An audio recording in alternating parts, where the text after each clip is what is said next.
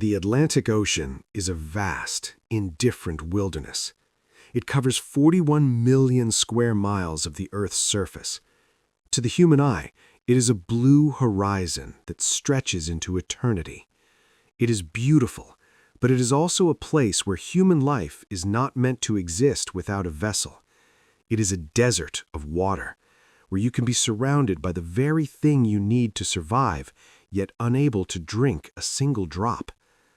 On the night of February 4th, 1982, a man named Stephen Callahan found himself confronting the terrifying reality of this wilderness. He was not an amateur. He was a naval architect, a boat builder, and an experienced sailor. He understood the mechanics of the ocean. He respected its power. But respect does not guarantee survival. Stephen was sailing his small sloop, the Napoleon Solo, from the Canary Islands toward the Caribbean. He had built the boat himself. It was his pride and joy, a vessel designed to handle the open sea. For days, the journey had been peaceful. The trade winds were steady, pushing him westward across the Atlantic. The routine of life at sea had set in. Wake up, check the navigation, eat, sleep, repeat. But the ocean is unpredictable. In the middle of the night, while a gale was blowing, a massive impact shook the boat. To this day, Stephen does not know exactly what he hit. It could have been a sleeping whale rising for air. It could have been a submerged shipping container lost from a freighter. All he knew was the sound. It was the sound of wood splintering, of fiberglass cracking, of the structural integrity of his world being destroyed in a fraction of a second. Water began to rush into the cabin. It wasn't a trickle, it was a flood. The Napoleon Solo was dying. In those chaotic seconds, the mind usually freezes, panic sets in, but Stephen's survival instinct took over.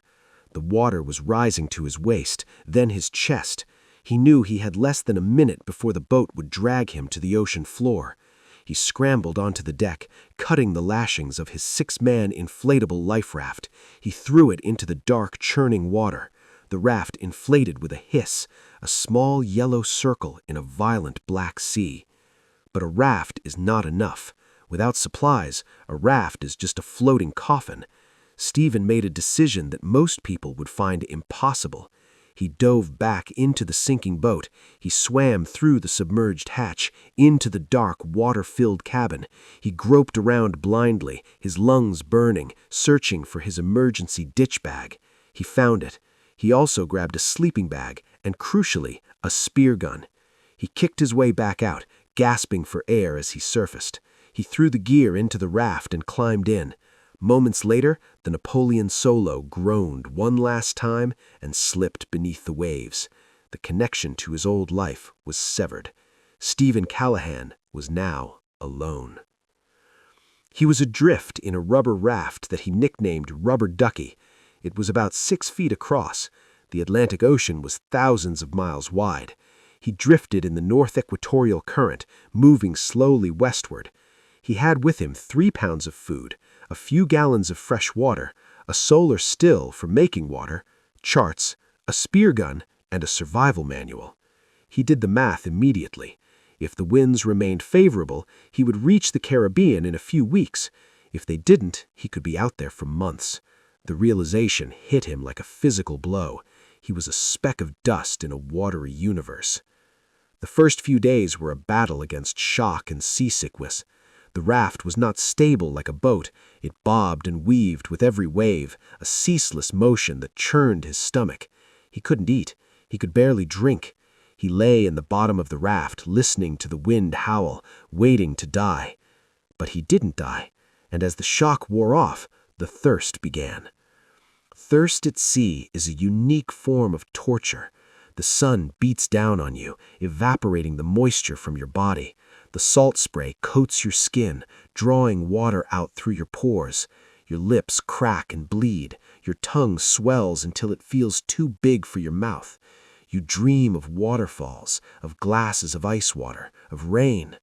Stephen had a solar still, a device that uses the heat of the sun to evaporate seawater and condense it into fresh water. But the still was temperamental. It required constant attention.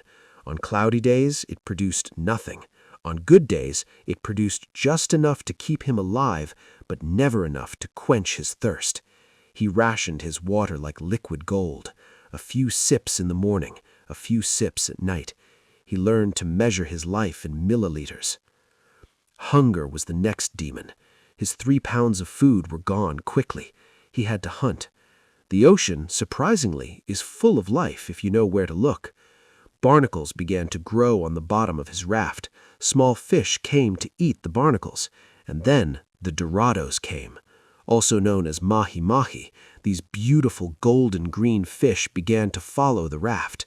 In the vast emptiness of the ocean, the raft was a floating object that offered shade and protection. The dorados adopted Stephen. They swam alongside him day and night. He called them his little doggies. But survival is cruel. To live, Stephen had to kill his only companions. He used his spear gun, but spearfishing from a rubber raft is incredibly dangerous. The spear has a sharp metal tip. One slip, one missed shot, and the spear could puncture the thin rubber floor of the raft. If the raft popped, he would be swimming in the open ocean, and it would be over. Every time he took aim, he was gambling with his life. When he successfully speared a fish, the battle wasn't over. He had to drag the thrashing, powerful fish into the raft without letting its sharp fins puncture the tubes. He had to kill it quickly, beating it with a winch handle, covering the floor of his small home in blood and slime. He ate the fish raw. He had no fire to cook them. He learned to eat parts of the fish that civilized people discard. He ate the eyes because they contained fluid. He ate the liver and the roe. He stripped the meat from the bones and hung it in the rigging to dry in the sun, making fish jerky for the days when he couldn't catch anything. He became a primal creature, a part of the food chain, living entirely off what the ocean provided. But the blood attracted others. The Atlantic is the realm of the shark. Great oceanic sharks began to investigate the raft. At first, they were just shadows in the deep blue.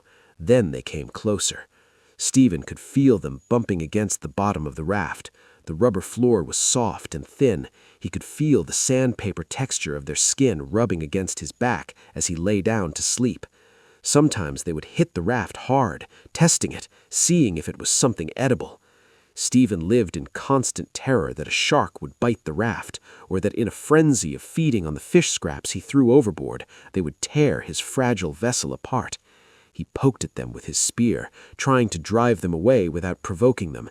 It was a delicate dance between predator and prey. Days turned into weeks. Stephen's body began to deteriorate. The constant exposure to salt water caused saltwater boils, painful, pus-filled boils that covered his skin. His legs and back were raw. The friction of the rubber against his wet skin rubbed him raw. Every movement was agony. He lost weight rapidly. His muscles atrophied. He looked less like a man and more like a skeleton wrapped in leathery, sunburnt skin. His mind was also under attack. Isolation is a powerful hallucinogen. He began to have conversations with himself. He developed a crew in his mind. There was the logical part of his brain, the emotional part, and the panic-stricken part. He held meetings with them. He debated strategy. He hallucinated that he could step off the raft and walk to a nearby convenience store to get a soda. The line between reality and dream began to blur. He navigated by the stars, using a pencil and a makeshift sextant he fashioned from wood. He tracked his progress across the paper, a slow, agonizing crawl. Then, on day 43, the catastrophe happened. He was fishing for a dorado. The fish was large and powerful. In the struggle to get it into the raft, the spear tip snapped, and then he heard the sound he had dreaded more than anything, a hiss. The spear had punctured the bottom tube of the raft.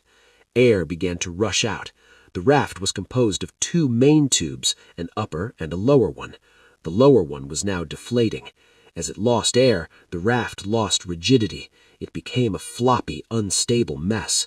Waves began to wash over the sides more easily. Stephen was sinking. Panic threatened to consume him. He scrambled to find the leak in the dark, churning water, but he couldn't find it. He spent the night pumping air into the tube with a hand pump, fighting a losing battle. Every few minutes he had to stop and pump just to keep his head above water. For the next 10 days, Stephen Callahan lived in a state of pure hell. He was exhausted, hungry, and dehydrated, yet he had to work constantly to keep the raft afloat. He tried to patch the hole with the repair kit, but the glue wouldn't hold on the wet rubber. The patches peeled off. He screamed in frustration. He cried. He cursed the ocean and God. He was ready to give up. He lay there, water washing over him, looking at the sharks circling, and thought about letting go. It would be so easy to just stop pumping, to let the ocean take him. But something inside him refused to die. A deep, stubborn will to live ignited. He realized he needed a better way to seal the leak. He fashioned a tool using